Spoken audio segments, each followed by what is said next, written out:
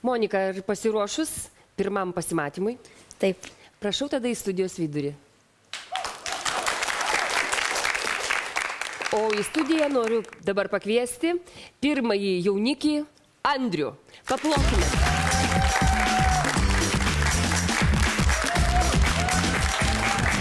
Labas, Monika. Aš Andrius. Andrius. Malonu. Čia Šrekas. O, toksai. Iškart gali susipažinti. Šrekas? Taip. O. Iš tikrųjų, aš prisipažinsiu, kaip pasakyti, tokių gyvūnų bijau. Iš tikrųjų, bet aš mėgstu nugalėti baimės. Andrius 25 metų šachmatų virtuozas ir treneris. Nebuvo sutikęs moters, paskui kurios sijoną norėtų bėgti. Patinka, kai mergina prieina susipažinti pati. Daugelis Andriaus meilės romanų užsimezgė internete. Paskutinę draugę paliko, nes ši jo draugų kompanijoje buvo per tyli.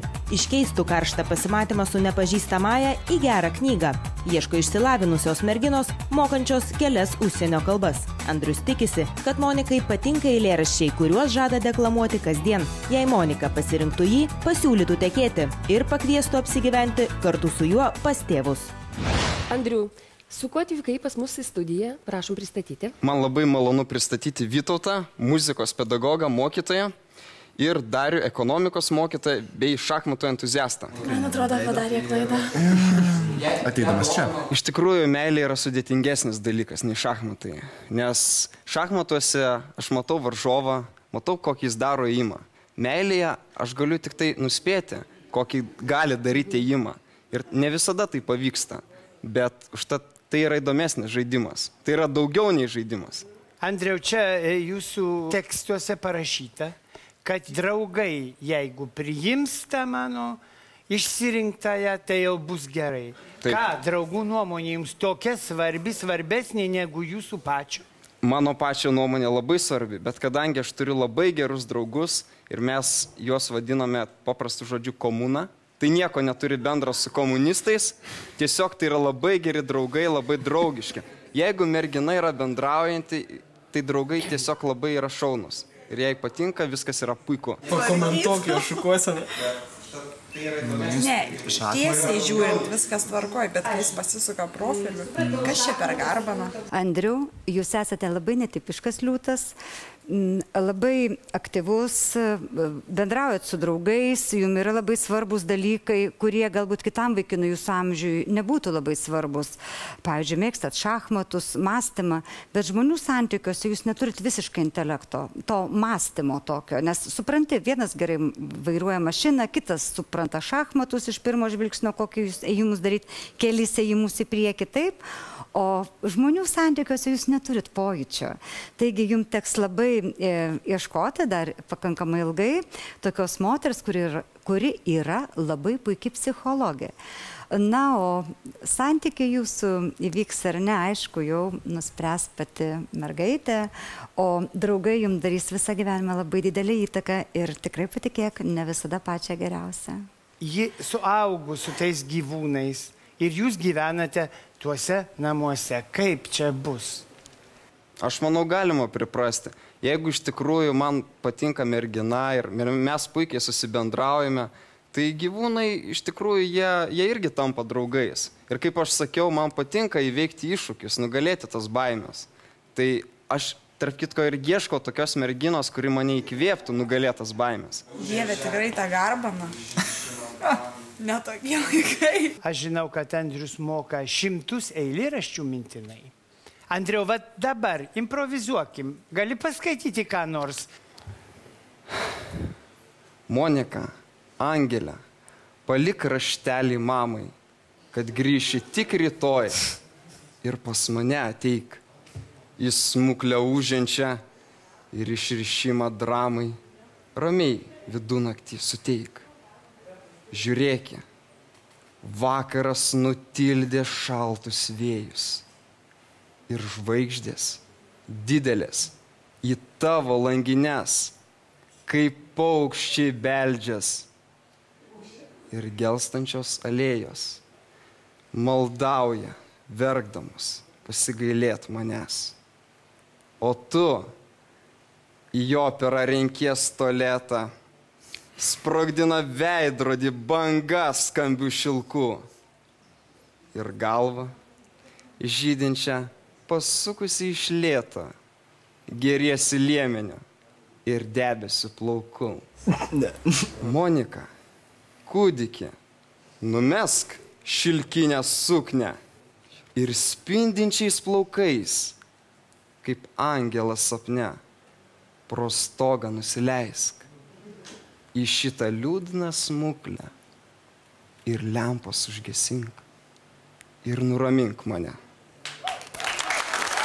Oi, koks talentas, ką tu skaityti moka. Andriu, Monika, kokią šachmatų figūrą tau primena? Įdomus klausimas iš tikrųjų. Greičiausiai man primena žirgą. Kodėl? Kodėl? Todėl, kad žirgas yra tokia nenuspėjama figūra, jis gali šuoliuoti labai įvairiai, iš tikrųjų. Ir ją domina, tokie, sakyčiau, gyvūnai netradiciniai, tokie egzotiški. Tai va būtent žirgas ir šachmatuose simbolizuoja tokį nenuspėjamumą, nežinai, kuris šoks čia ir paskiau. Nenorėčiau pasakyti, kad jinai panaši į arklį. Ne, aš turėjau metaforą. Gerai, Andriu, gal norėtum ką nors paklausti Monikos? Ar tu žaidi šachmatais? Aš prisipažinsiu, aš vaikystėje su tėčiu žaisdavau kas vakarą. Tai buvo mano vienas iš mylimiausių žaidimų. Aš tėtį versdavau žaisti su manimi ir tai būdavo vakarinė pramoga, būdavo ne televizorius, o šachmatai, bet tiesiog dabar nebeturiu su kuo žaisti. Šiandien jau tu turi? O pavyzdžiui, tu sakai, važiuoji su savo komunos nariais pas kažkokias merginas.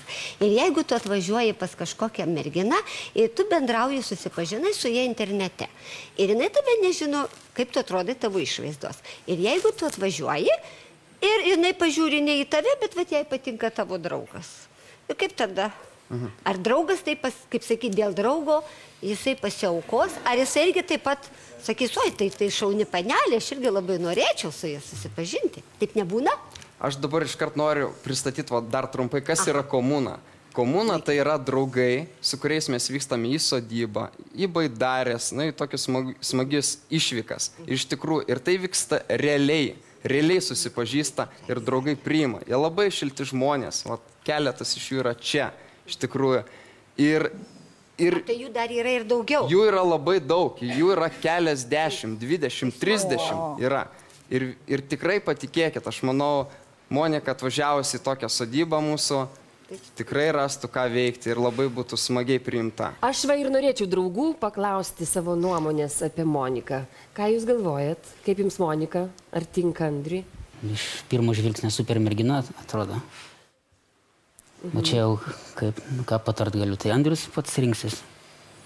Mes esame be galo sužavėti šitą aplinką, visko sužavėti tiesiog. Darius net užsidėjo akinius, nes bijo tiesiog nuo to grožio fakt visiškai. Draugai tai atskleidžia čiut ne į patį. O Dieve, čia antrą kartą pasikartojam, pažiūrėk į draugus ir suprasi, koks žmogus yra. Trumpam išsiskirkime ir susitiksime po reklamos. Mano širdis dabar plaka. Labai jaudinuosi. Bet iš tikrųjų jaudinuosi, nes tu man patinki. Aš matau tavo plaukai. Ar galiu aš juos paliesti?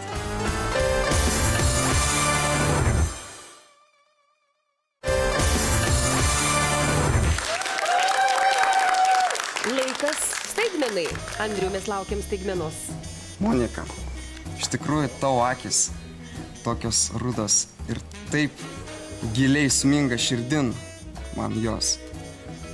Mano širdis dabar plaka. Pridėk ranką. Ar jauti?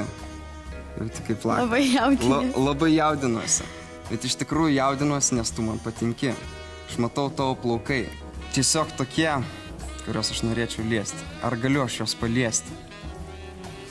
Galiu paliesti. Iš tikrųjų. Na, o ką jau kalbėti apie tavo gražius baltus dantukus? Iš tikrųjų, jie tokie, kad aš neturiu žado, o pačios lūpos. Gal geriau tai pratęskim, kai nebus iš tų dėdžių ir tetų. Ačiū. Čia tau. Ir ta garbina. Taip, jinai. Toks romantizmas. Gerai, Andriu, ačiū labai. Ačiū Jums, ačiū Monikai. Grįžkite į kambarėlį ir laukite, ką sugalvos ir kaip apsispręs Monika.